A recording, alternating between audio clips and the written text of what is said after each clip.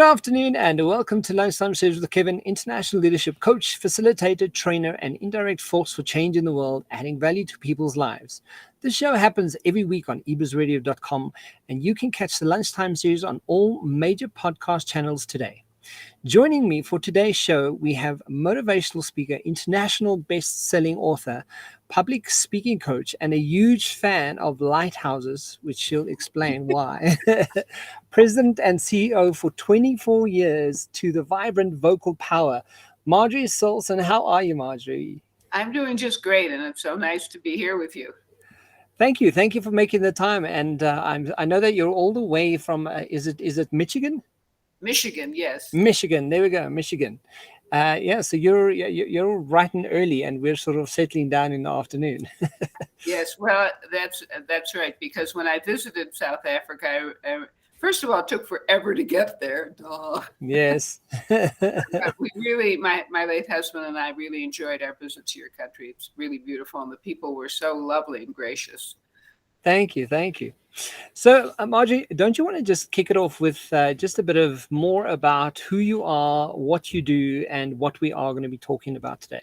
Okay, so as Kevin shared, I'm a public speaking and confidence coach, and my very first business coach said that in business, your mess is your message, and my mess was that I was a very shy introvert and had a hard time speaking up in various situations. Now, the interesting thing is I didn't have trouble doing what is considered public speaking, which is giving speeches, but other kinds, talking with strangers or talking on the phone, all that stuff. And when you go into business, you need all that stuff. You really need it in your life anyway.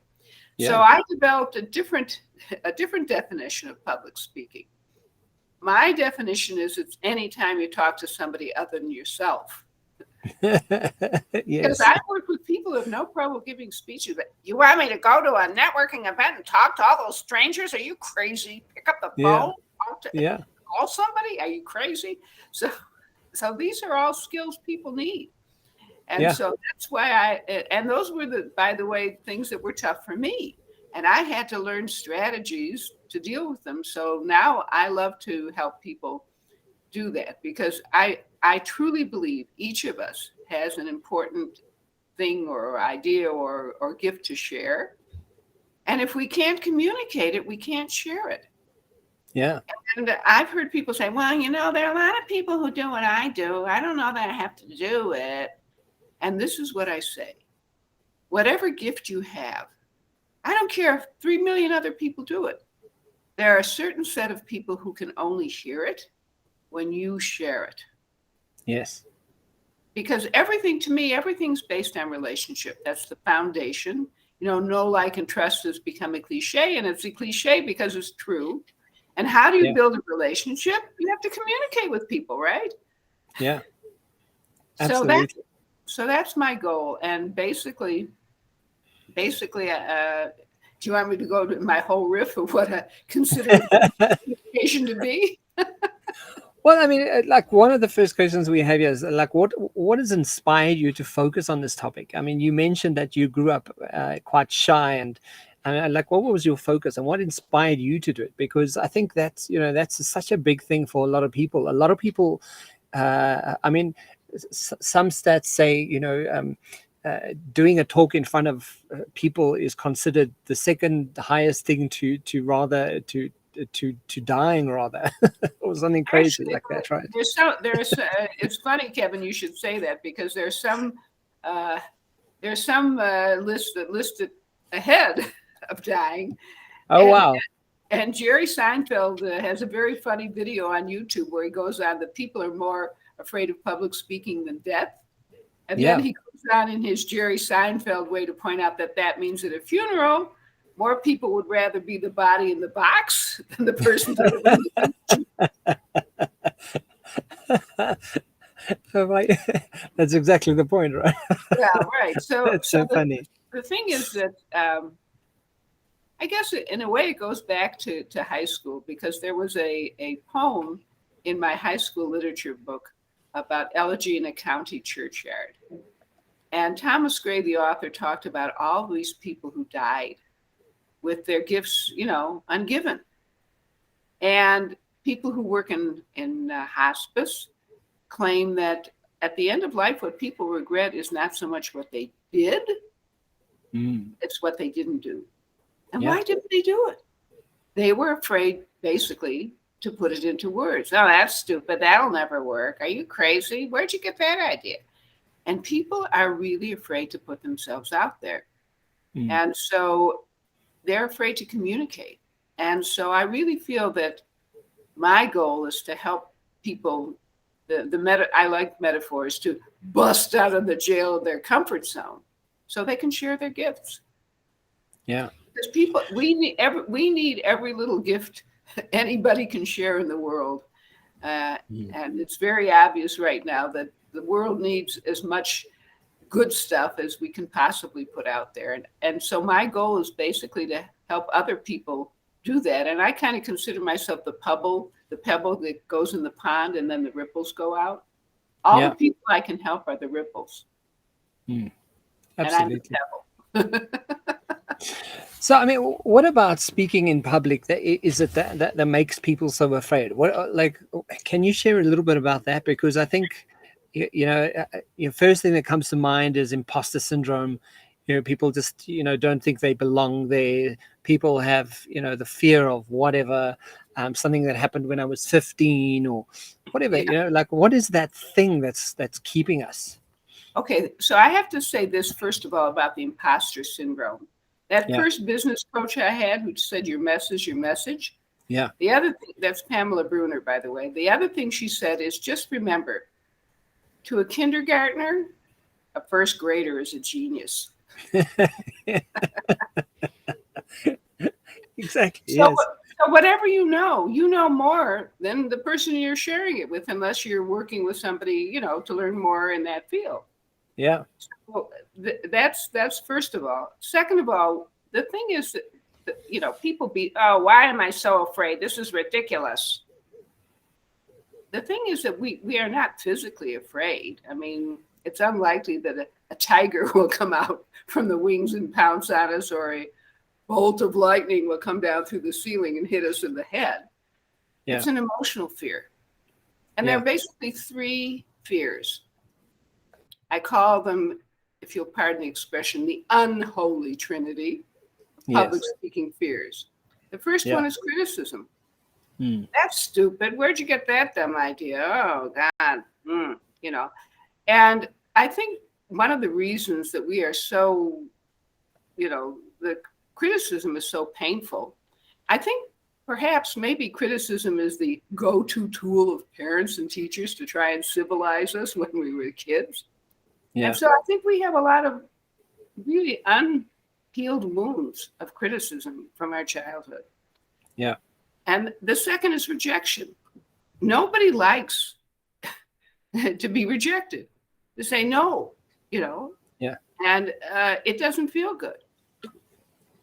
And the third is failure, which kind of in a way combines the other two. But nobody wants to feel that they look stupid or they've ruined their chances. I've worked with people in corporate.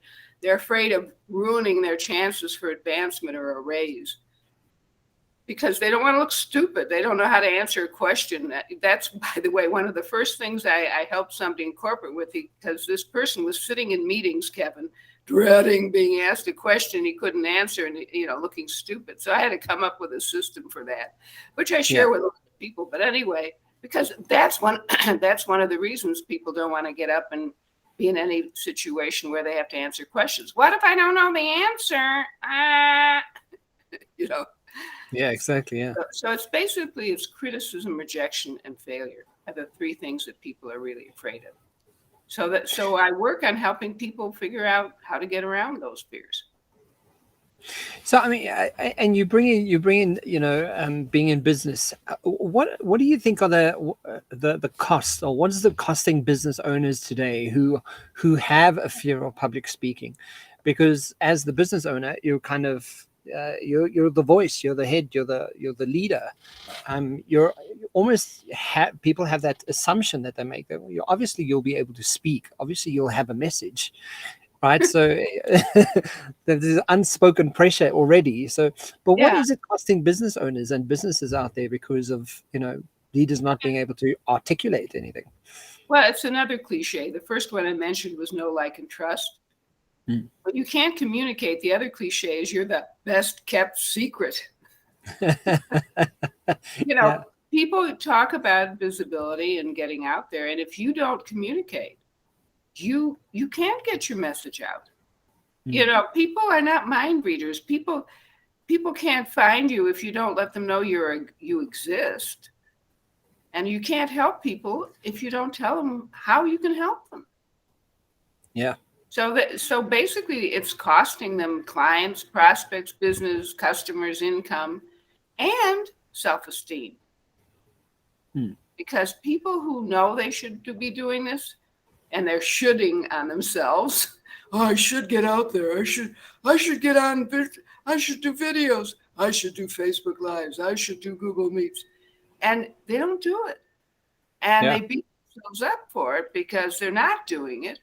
So not only are they not serving the people who need them, but they're beating themselves up and feeling badly about themselves as well. So it's a double loss. It's a personal loss and it's a professional loss. Absolutely, yeah. So, I mean, we're talking about talking. What are the 3 strategies that people can use to help reduce and prevent nerves and fear? I mean, there's so many, but like, what are practical things that people can do to sort of immediately take hold of that? Okay. Well, first of all, let me share 3 basic things about what I consider public speaking is. Yeah. It's a 3-legged stool. And if one leg is missing. Yeah. And the first leg I call the what. And this to me is the foundation. What is your message? Is it clear? Is it concise? Is it compelling? Is it in the language that resonates with your people so they say, oh, she gets me. He understands me. Yeah. And that's really when you know that you have something valuable to share and it's well crafted, it makes it so much easier to put yourself out there. Yeah. And the thing about the message, by the way, going back to a lighthouse, your message is like a lighthouse. A lighthouse is there to shine light on the people who need it, the boats that need it. And that's what your message is to do. And by the way, that knowing that you have a good message that's a light for the right people is a wonderful way to deal with the feelings of rejection. Because a well-crafted message does sort between those who need you and those who don't. Think about it. A lighthouse doesn't go running up and down the beach after the boats that pass it by. It doesn't feel rejected because some boat doesn't need it. Your message is designed to attract the right people and not the wrong people. You just want the people you can help. So that's really key. To me, that's the foundation of your competence, knowing you have a valuable message. The second thing is how you present it. And for me, the how is 2 parts. It's the oral and the visual. Yeah. And I got my master's in audio visual education, so I'm really big on visual as well as the oral. And Kevin, have you ever gotten what I call a stream of consciousness email in a big blob of text in a small font that the human eye cannot read? Yes. Have you ever watched somebody giving a presentation that was death by PowerPoint, and they're reading every slide in the small print you can't read? Oh my God! So how and I'll tell you one place where it's really dangerous is LinkedIn. LinkedIn about sections only allow you a small font. And if you have your information in big paragraphs, people are not going to read it. They're not. If they've got to be short paragraphs. Mine are full of bullet points and check marks and stuff to make it visually accessible. Yeah. I thought I invented that term, but I found somebody else, was already around. But the thing is, whenever you have, whether it's an email or your profile someplace, short paragraphs, blank line in between. The human eye, when we read, we scan. Yes. And what we scan are the first lines of paragraphs. And when there's a blank line in between, it's much easier to read. So the shorter your paragraphs, the more of your deathless prose somebody's going to read. Yeah. So that's the visual. Now comes the oral. And one of the things I took training in was as a voice actor. Voice actor, is somebody whose voice you hear, like in cartoons or commercials or robocalls. And the thing is that if somebody gets up there and starts talking, especially if they memorize the speech or if they're reading the speech and they're talking like this and it's boring, you need what's called vocal variety. People get more meaning actually from the tone of your voice than the words. Yeah. And it's the tone of the voice that keeps people engaged, because you can have the world's best message, but if you present it in a boring way, people are going to fall asleep, or they'll turn out, or all of a sudden they'll be, texting. And so, well, I guess people don't look at their watch anymore. They look at their phone. But anyway, I still wear a watch. But the thing is that it's really important how you use your voice.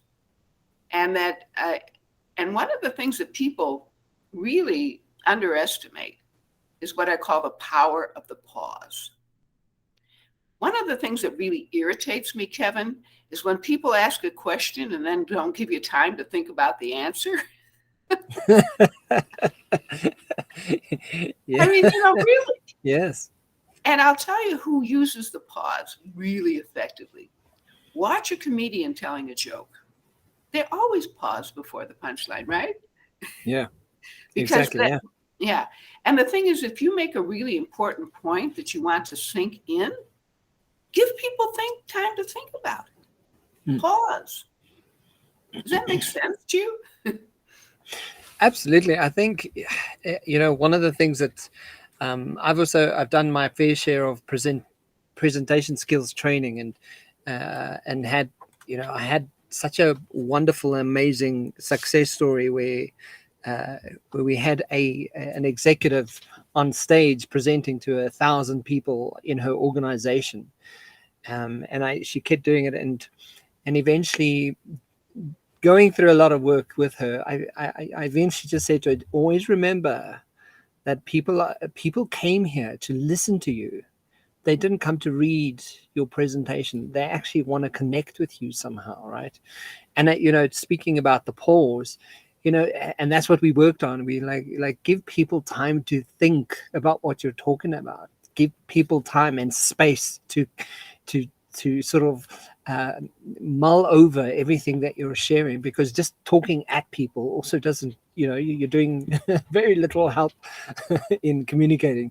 I mean, you don't do that. Yeah. Well, what's interesting too is I really recommend against anybody trying to memorize a speech. Yeah. Because that's, when I was getting trained as a voice actor, let me tell you, the people who do commercials, you go into a studio, you're given a script, and you're trained, right? Yeah. And you read the script, but there's a producer there say, well, telling you, how to make it better. If a trained voice actor needs that kind of help, and you're not trained as a speaker or an actor, what do you forget it. Exactly. And the other problem with memorizing is if you lose your place in the middle, and if you want to increase your fear factor, just think that you have to have it memorized. Yes, but exactly. I will tell you, my very first speaking coach told me that there are 2 sentences you should always memorize. Yeah. For maximum impact, that's the first one. So you immediately grab your audience's attention, and you have the security of knowing exactly when you're going to start. And I'm sure you guessed the last one, because you want to make sure that that last sentence has tremendous impact. Those 2 sentences are the ones that probably get the most attention from your audience. Yeah. And so if there's something you want them to do, or some way you want to inspire them, or you want to leave them with a particularly important thought. Those two things you really want to prepare carefully ahead of time and memorize, because they give you tremendous security in how to start and how to finish. So that's the how. And the third part is the allow. In other words, allowing yourself to do it. And so let me give you my I don't know if we have much time, but let me give you my shorthand way of getting over the fear of criticism, rejection, and failure. Yeah. The criticism is really tough because, as I say, we are all tender souls and we all hate to be criticized. Yeah. And I don't know anybody who's totally inoculated against it. But the first thing to remember, and I remember learning this from my late husband, I was involved in a really big struggle in an organization I was in about making a change. And they say the only one who welcomes change is a wet baby. Because there are always some people in any organization who are really uncomfortable with any change. Yes. And of course, I was being seen, very negatively by a certain group of people in that organization. And somebody said something to me that was really mean. And I was just devastated by it. And I came home and I mentioned it to my husband, and he said 3 words I've never forgot. Consider the source. Couple things. Do you respect this person's opinion? Yeah. This is, there's some people that I call Billy Bullies or Sally Snipers. Do apologies to all the nice Billies and Sallys in the world, who like to go around tearing other people down in order to make themselves feel bigger because they feel so small inside. So if this person is not somebody whose opinion you respect, forget it. The other thing is, does this person have any expertise in the topic? And if they don't know what they're talking about, ugh. But there is a third thing, because unless you think you know absolutely everything, if you're the Encyclopedia Britannica on your subject, maybe there's something to learn. And unfortunately, people don't know how to give suggestions in a positive way very often. And whatever they say comes across as criticism. But sometimes a good suggestion, I like to say, is dressed up in unfortunate wording or unfortunate clothes. Yes. So take a look at, when you have time to think about it, reach into your higher adult self and say, was there an idea, a kernel in there that I could use that would be helpful? Yeah. And so that's because you can find sometimes that your worst critics, as it were, have some really good things to share. It's just they don't know how to do it in a. One of the things, by the way, I've learned, and I want to share it with you and your everybody here. If there's something you want to suggest to somebody that you think would be helpful, don't just start saying it. Ask this question. Yeah. May I make a suggestion? And you shut up. You do not say a word until that person says yes or no. And I can tell you, having used this for years now, they always say yes. Eventually, once I had to wait about 5 minutes for the yes, because they're curious. Yeah. And that's when that wonderful subjunctive tense comes into play that we may have learned about and forgotten in grammar years ago. It's possible I would, or you might want to consider, or I had a friend who had this experience, and this is what she did. Now, understand, you're a different person. It's a different situation. So this may or may not be helpful to you. I don't know. So you come across both in words and in tone of voice. This is a good idea. You better take it. Yes. Yeah. People, as I say, people get more meaning from your tone of voice than they do from your words. So you got to be really careful about, the words affect the tone of voice, obviously. But if you want to share an idea with somebody, ask permission and then do it very gently. So that's the criticism piece. The rejection, in a way, I already kind of talked about at the lighthouse. If your message is not rejecting the wrong people, it's you, or if it's rejecting the right people, you better go back and take a look at your message. needs to be crafted better so it really does appeal to the people you want to draw into your community. Yeah. But the other thing is, and some people may be the right people, but for them it's the wrong time. I was just talking to somebody the other day. She absolutely wants to work with me, but right now she's paying another coach she's working with through for another couple months. She can't afford to do 2 coaches at once. Yeah. So we made a date. We're going to talk on the phone when she's done with the other coach, and we'll see if she still feels that I'm the right person to help her. Yeah. So you got to keep the door open for those people. And don't forget that sometimes people don't really want to give themselves the gift of coaching. They don't feel they deserve it, or it costs too much money, or blah, blah, blah, blah. So whatever reason. And sometimes people need to take the time to think about it.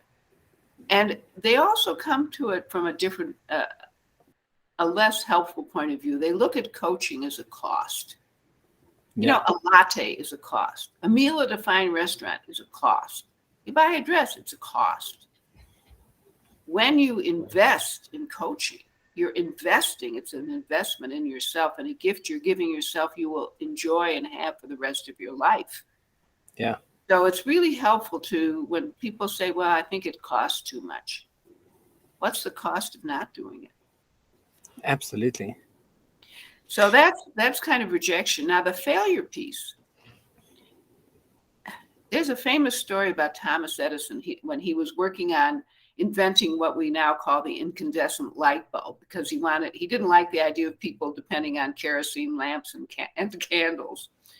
And he had to find a filament that would, stay lit long enough that could withstand the heat and whatever.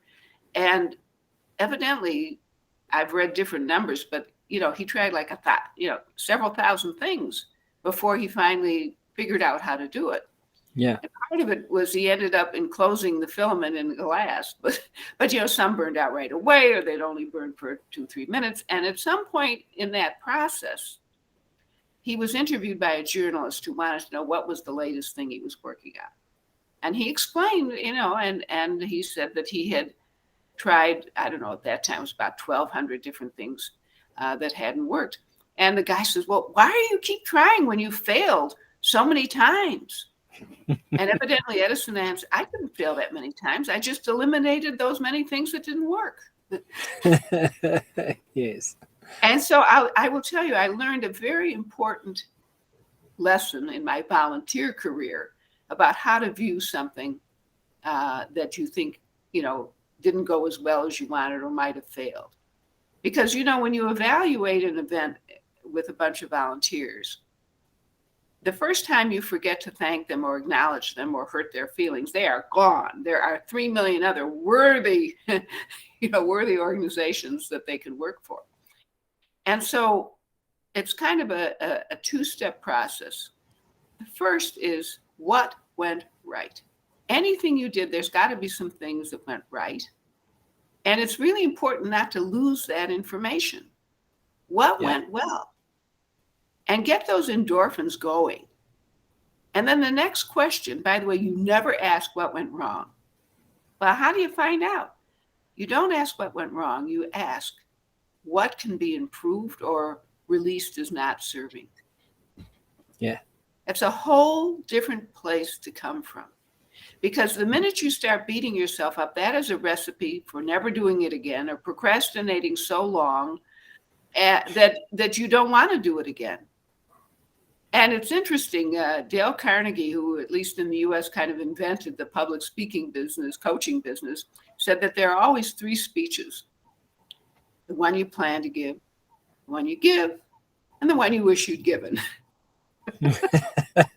Yes. So when you've done a presentation, whether it's a speech or you've gone networking or you've talked to somebody on the phone, take a look. What went well? What do you want to keep? Don't throw out the baby with the bathwater, for goodness sake. Yeah.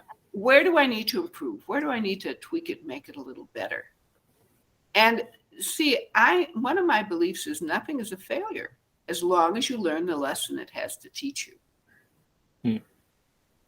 And which Absolutely. reminds me of a conversation my sister had with a friend. She said, a smart person learns from her mistakes. And her friend said, yeah, a wise person learns from somebody else's, which is the reason to get coaching, by the way. Because, what do I teach people? All the things I made mistakes about. And I learned, the mistakes other people have made so that I can share with people how to avoid those mistakes. Yeah. And I mean, to that point, Marjorie, and I know that we could have another whole hour of conversations around so many things, but I mean, if we could tell us, you specifically work with confidence and coach around confidence and public speaking, and but what is the biggest benefit people can expect to get with when they're working with you around this conversation? Well, basically, I don't know of anybody else who does all three legs of the three-legged stool, because in terms of the message, I'm a writer and former magazine editor. So I really, and I have somehow been given this gift of channeling ways of saying things. So when I work with somebody, we always start with the message, and we do a share Google Doc. People, write what they're thinking or their ideas. And then we craft a message that really comes from, I make suggestions perhaps on verbiage, but it's got to feel like it's in their voice. Yeah. People have to feel that what they're sharing is their own true, authentic message.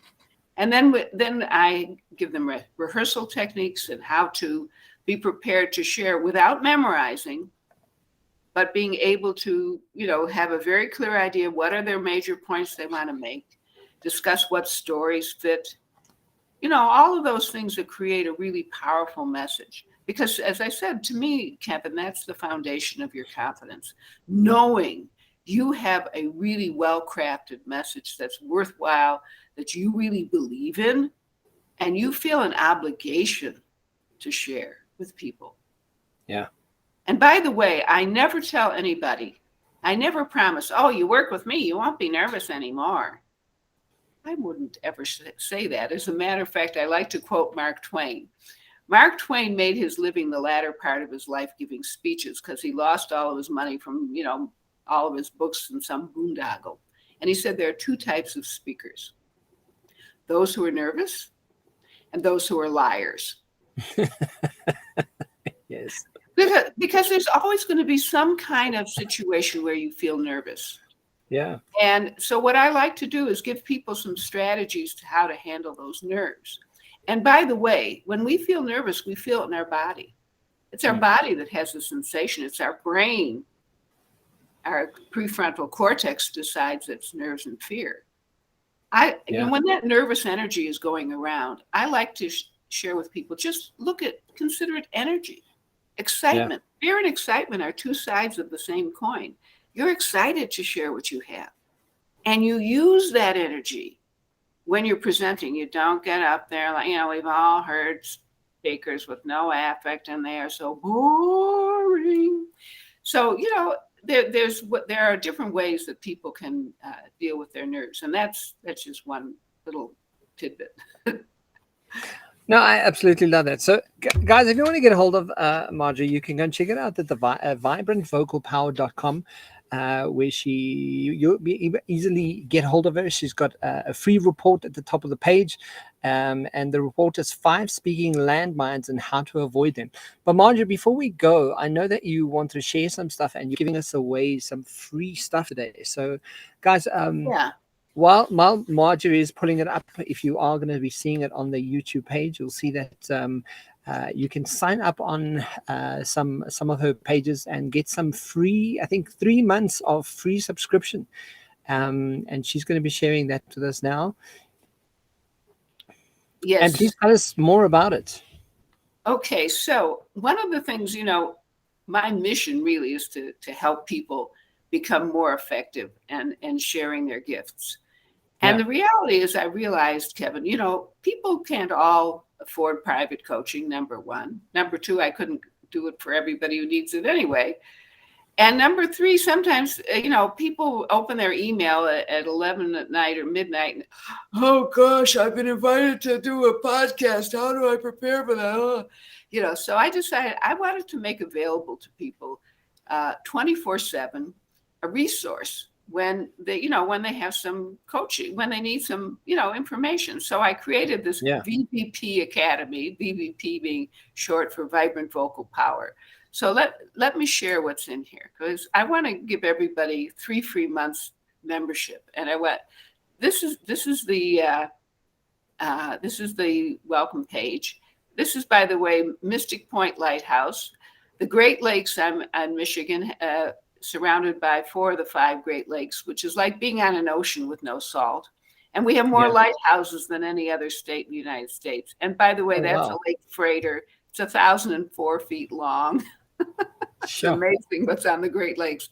But anyway, this is the welcome page. You'll notice we have we kind of have our internal Facebook, and which is really nice, and tells you the next public event and the next event that's just for members. One of the things that I like to show is we have a whole page of resources. And so these are PDFs. Now, so for example, oh my God, how do I prepare for an interview? So you go and take a look at the resource, and, here's the resource. And one of the things, oh, by the way, if you're asked a question you can't answer, that you can find the answer here. But the other thing is at the bottom. See, I have all these half-hour trainings I call Coffee and Coaching Club. I do the first Tuesday of the month at noon Eastern time. And it tells you that you can go to that training number 17 and hear a lot more than just what's in that PDF. And the other thing is, once a month, the third Tuesday of the month, I invite a mentor who has some area of expertise in communication that is not mine, because I don't, there are a lot of parts of communication that are not my zone of genius. And so these mentors are listed here. They do a presentation. Our next one coming up is on Richard Kay, who's going to be talking on negotiation. And they each offer a free gift. And that third Tuesday, they do a presentation for about an hour, and then we have an hour of open coaching. Anybody can come in and ask me or the mentor any question. And where all this stuff is hiding is in this courses. This is Coffee and Coaching Club. There's 46 here now.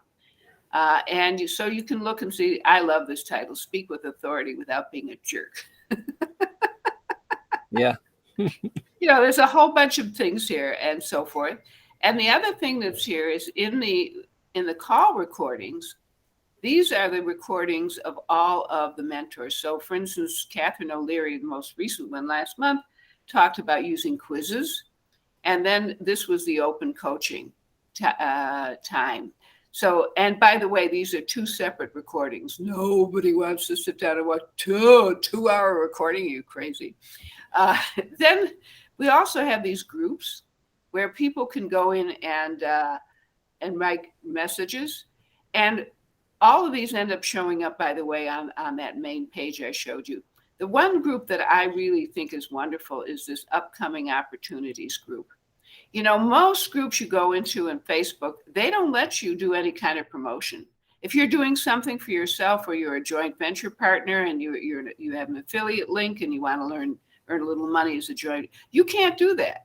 Well, you can here, because this is a community, and my goal is to be a mutually supportive community. So absolutely. That is my Vibrant Vocal Power Academy, VVP Academy. And what I like to offer anybody who's here and listening is a 3 months complimentary membership. And to get that, you just go to the URL, weallwin.club, weallwin.club. And you will fantastic. by the way, when you go to that page, it will ask you for a credit card. Wait a minute, she said it was free. The first 3 months are free. And if that's all you want, you can always, just go and manually discontinue your membership. But if you like it, then you just automatically stay in without having to do anything about it. So it's a seamless transition. Oh, wait a minute, I want to stay in there. How do I do it? Yeah. So I want to make it easy. And it's a modest monthly fee. And anybody who joins, it's my introductory amount. US, it's $24.97 a month.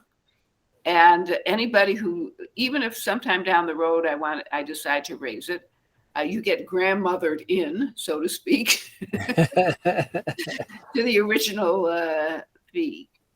So the goal is basically to help you become, a confident communicator. And if you need help, that it's there available for you. Fantastic. Guys, so everything that Marjorie is sharing, I'm going to be sharing that in the description boxes below. So if you want to go and sign up for the 3 months free gift at the VVB Academy, you go to weallwin.club and you'll get grandmothered into the 3 free months for the VVP Academy membership site. Marjorie Saulson, it's been absolute pleasure chatting to you. Thank you for sharing the wisdom and all that you can, and for the 3 month subscription. It's absolutely been fantastic. And please come back and share some more with us. Tell us more about what you're doing and some more insights, because I've learned so much. Thank you so much. Thank you. It's my pleasure. Chat to you soon. Thanks, Marjorie. Cheers for now. Ta-ta. Ta-ta. Was it ta-ta for now? TTFN.